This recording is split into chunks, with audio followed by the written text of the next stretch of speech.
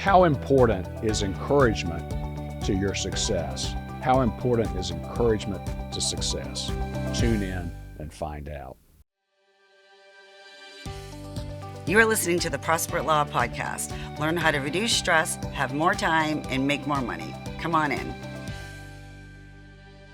I'm Greg McCollum, and I built a 7-figure criminal defense law firm. I formed Prosper at Law to show criminal defense law firm owners who are desperate for success how to grow from under $200,000 to $1 million and beyond.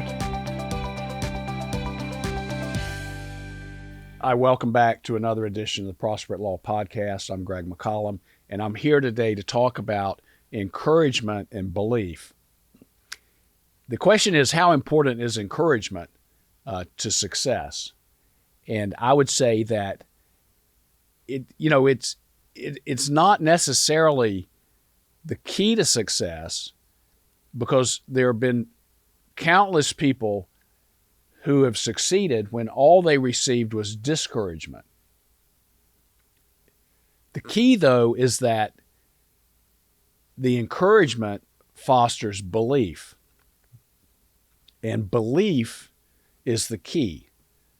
So if you believe that you're going to do something great, if you believe that you have the ability to try and accomplish something, then you don't let the doubters stop you. And there are many examples of that where people plowed through that and kept going because they believed. But if you don't have the belief, encouragement will bring the belief. It brings the validation.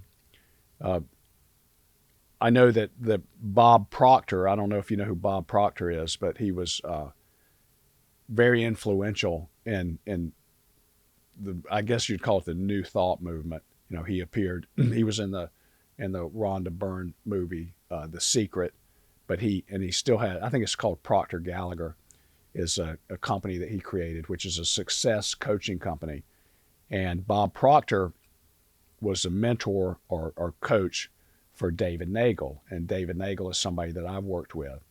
And so there's a connection there. And Neagle talks about Proctor a lot. And if Neagle said that, I don't believe I could do this, I don't believe I could accomplish this, Proctor would say, well, will you believe my belief? In other words, I believe you can do it. Not only that, I know you can do it, so use my belief if you don't have your own belief. And so belief is what's key. But encouragement is also, a seed or the thing that helps belief continue and also can just create it. Most of us have this core wound of worthiness, and so when we try to do something grand and try to do something big, you have this thing, and people talk about it all the time. People that are successful talk about imposter syndrome. And imposter syndrome arises out of this idea that we're not worthy and we don't have the belief. And I was watching this clip of Jerry Seinfeld, and Jerry Seinfeld was talking about how he was going to I think it's a Gold Lion Pub or something, which is on West 44th Street in New York. And he was going to do comedy. And he said it wasn't really a comedy club. It was just a bar or a pub. And he said this one night a week, they would move a table and then take one of the lights and shine it like basically in that spot in the corner or whatever it was. And there was no stage. And then people, like Broadway singers and stuff, would go over there and they would sing 2 songs. So they have a microphone, they come and sing 2 songs, and they would have these 15-minute acts, and then they let comedians come. And so comedians would go. And so Jerry said, he had been doing comedy, and this is a remarkable story, really. He said that, because he gives the example in this interview where he says, he had on a dress shirt. He said, I didn't even have a shirt. He said, I was a teenager, and I was in there in a jeans and a t-shirt doing my comedy. And he said the thing about it is that, and he'd been doing it 2 weeks, okay, so this is just started. He said the interesting thing about doing comedy is that when you go to a comedy club, that you think people went there to laugh. you think people are in a good mood and that you can get up there and be funny, and it will be funny because they came there because they wanted it to be funny, and so it's not going to be that difficult.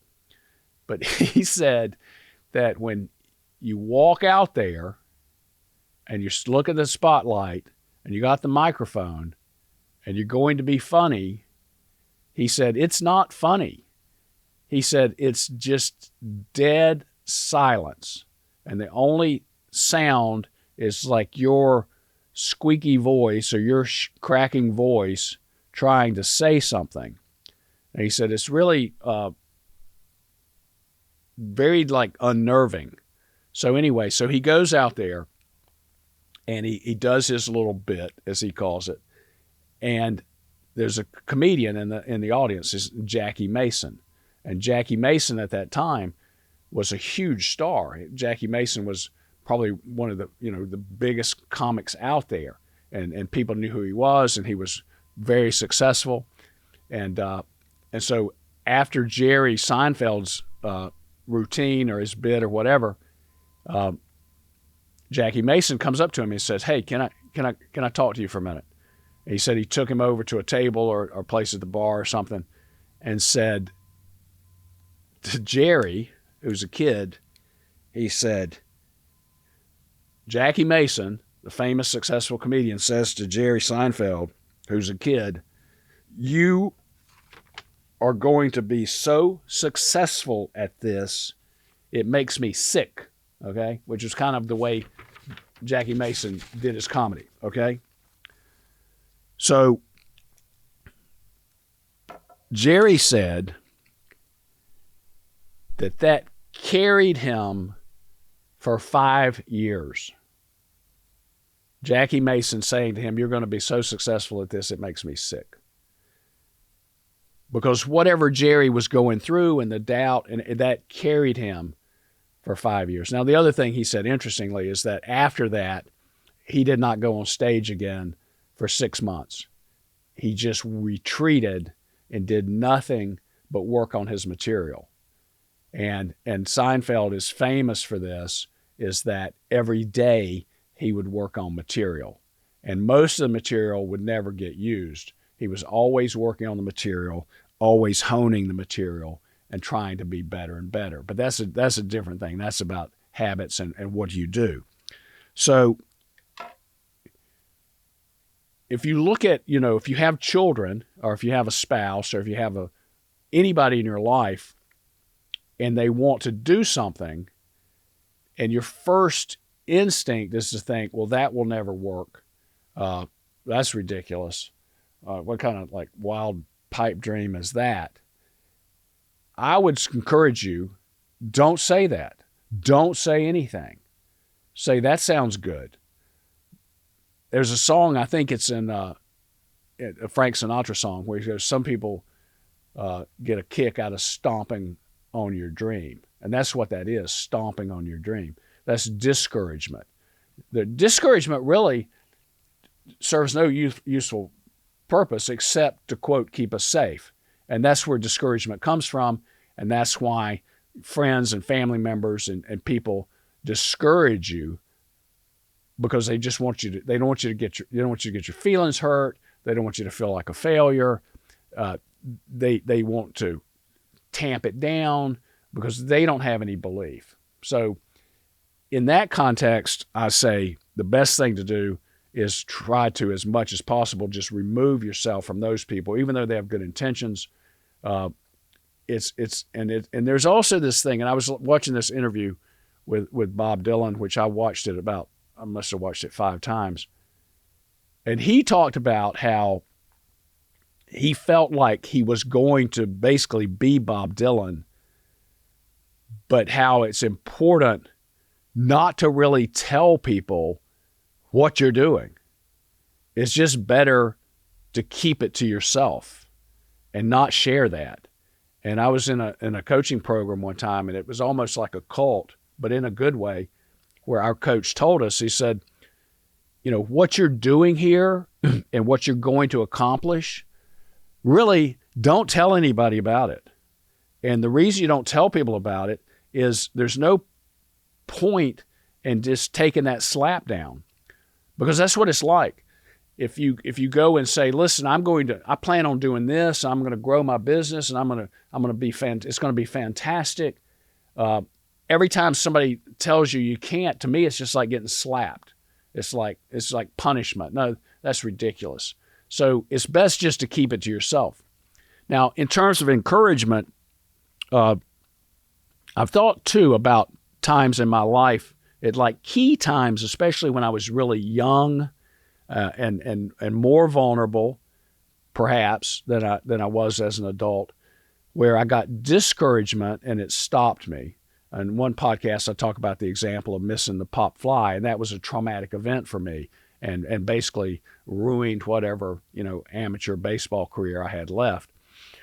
But I remember when I went to college, and because of my major, I had to study a language, and for some reason I wanted to study French. And so when I enrolled in French classes in college, I was flunking, because unlike everybody else in the class, everybody else had 2 years of French in high school, and I had zilch, nothing. And then this professor we had, I think he was actually a native French speaker, and we were, in my mind, flying through the material. And so I had to withdraw because I think my grade was like a 50. I was completely lost. So as it turns out, I had to have 3 years of French to graduate with a degree in English literature. I had to have 3 years of a language. And so, by dropping out my freshman year, by my sophomore year, that was it. All right. I had to make this work if I'm going to graduate on time. And so I did some research, and I found out who was the friendliest, nicest, easiest professor that would teach the most. And I took her class, and I studied so much and tried so hard, and I think I eked by with a C. Okay. And then I think the next time, I think maybe, I don't know if I got a C again. I don't remember getting a B. I think I had a C. So I got 1 year of French down, and I passed. And I must have learned something, because the next fall, I was in another French class, and I remember I had to go, and I think it was Professor Brannick, I think it was his name, at Clemson University. This was in the late 70s, I guess. I went, and I can still remember where I was standing, because the classes are in this building. I think it's called Daniel Hall. And then there's this thing called Strode Tower, which is where the professors' offices were. And they were connected, and you could walk from one building to the other. So we have classes over here in this building, and then the professors are over here in their offices where they're not teaching us. And I remember going there and talking to him, and I can still almost picture it. And I was talking to him about my grade or something, my final grade, some exam, something. And he's going through it, and he goes, "Yeah, Greg, let me see." And he goes, "Yeah." He said, I'm really sorry about your grade. It was close, but I had to give you a B. And I remember thinking, because when he said sorry about my grade, I figured, I didn't even get a C. I figured I flunked. I don't know what I thought. But he said, "I'm sorry about your grade. I had to give you a B." And I was so confused, because I was ecstatic. I was ecstatic that I got a B in French. So I went from failing to C to B. So that's incremental progress. I'm getting better at this. This is going to work. And then I said, "Well, why are you sorry for giving me a B?" And he said, "Well, you're obviously an A student." And I remember thinking, because that was like ricocheting through my brain, echo, like, I'm obviously an A student. What the hell is he talking about? He said, "You're obviously an A student." And I'm just staring at him. He goes, "You come to class, you pay attention, you do all your homework, You put in everything that we expect you to put in. You just missed a little bit here, but you're obviously an A student, and I'm sorry I had to give you a B. After that, I never made less than an A. After that, I was like the top kid in the French class. There were kids in the class that they spoke French. I didn't speak French. I mean, I'd labor through it. I was doing the translating and stuff. But we were reading novels and reading stories and translating, and it was a literature class really in French.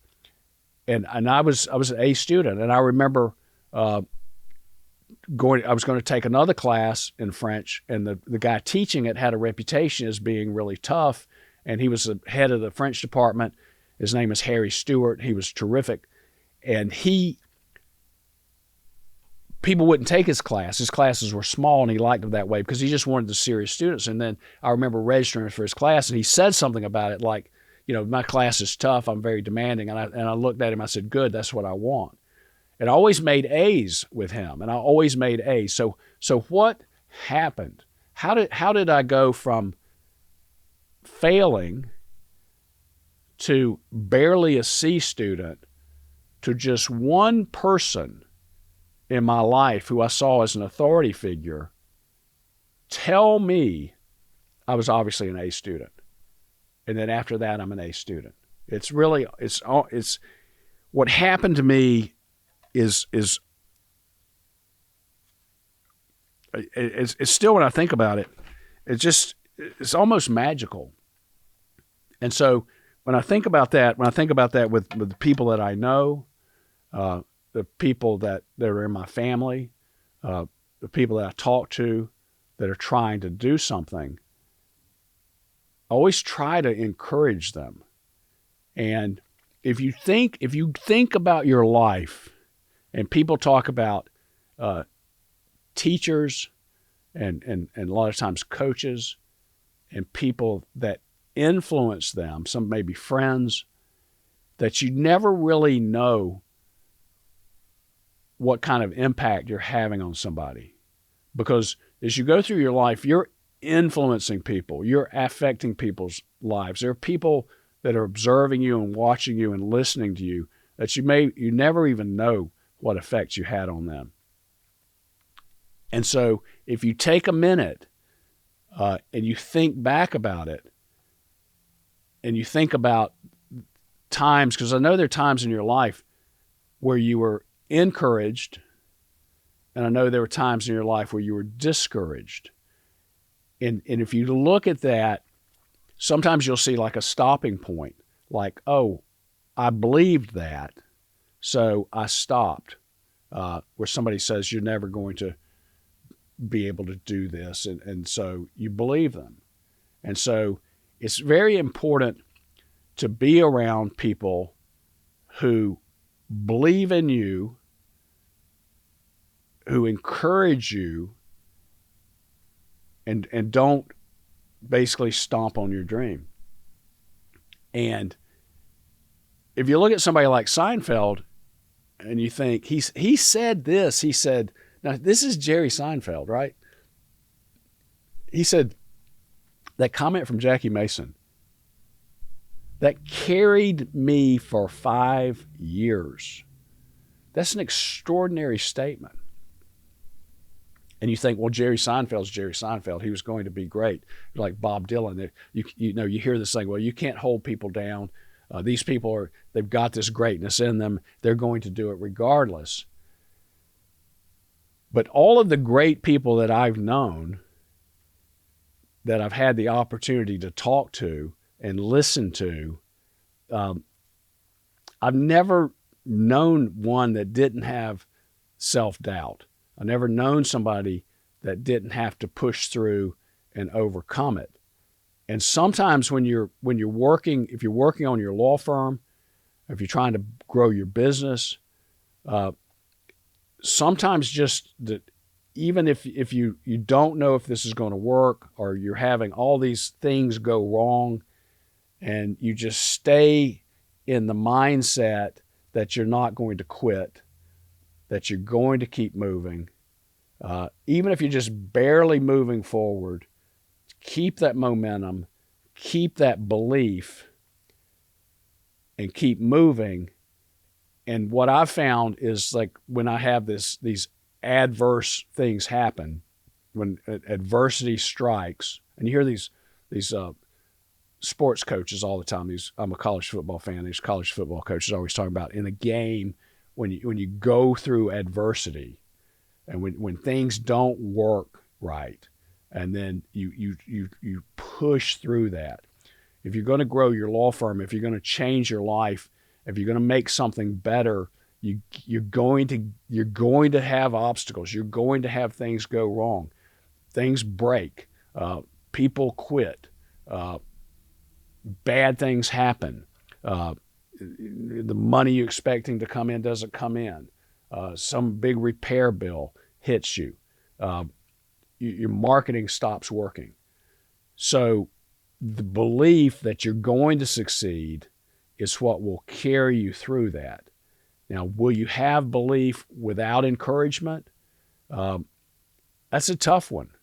How much belief will you have with no encouragement? How much belief will you have with constant discouragement? These are things that are pushing back against you. And what you really want to be surrounded by is people who do believe in you, who do encourage you. Like, I know with my daughters, I think they grew up very differently than I did, because I don't care what comes out of their mouth. I'm going, yeah, you can do that.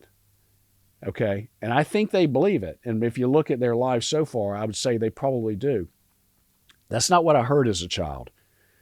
It's like, if you think about it, if you say you're going to be an astronaut, or what happens? Everybody says, oh, be realistic. Why don't you think about, studying electronics or something like that? That's discouragement. That's debilitating, especially if you believe it. To be successful, you have to believe you're going to be successful. You have it in you. We all have it in us. And try to surround yourself with people who encourage you, or at least don't discourage you. It's very important. I hope this was helpful. I'll see you next time. If you want to know more, go to prosperatlaw.com.